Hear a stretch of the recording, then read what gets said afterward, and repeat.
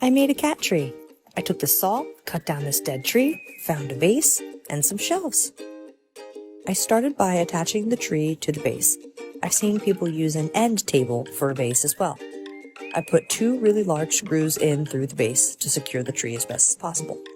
Added felt to protect the floor and for easy sliding. I didn't have the right saw to get the cleanest cut, so the tree was still a little wobbly. I added more screws at the base. Sniffing. The first shelf was simple, 2 screws right in between the branches. To create the scratching post, I removed the bark from the bottom of the tree and sanded it with rough sandpaper.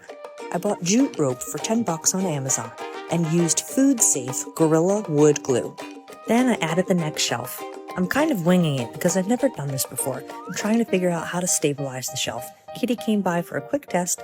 I found a small piece of wood to stabilize it really well.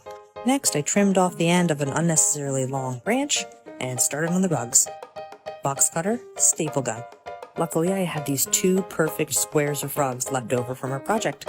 I cut them to fit, then I peeled off the back and stuck it to the base. Knowing that my cats are going to scratch this pretty hard, I did also add staple guns to all the edges and some in the middle. Sprinkle catnip, add favorite toys, and voila! You have yourself a cat tree tower and a happy kitty.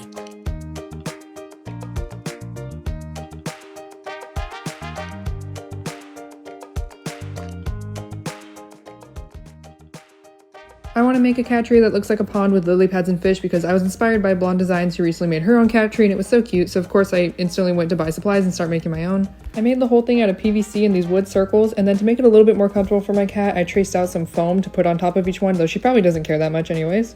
I then glued the foam onto the wood and let it dry for 2 days, not because it needs to dry for 2 days, but because I got distracted and started a different project. I then cut out circles to fit the PVC into, and it fits perfectly.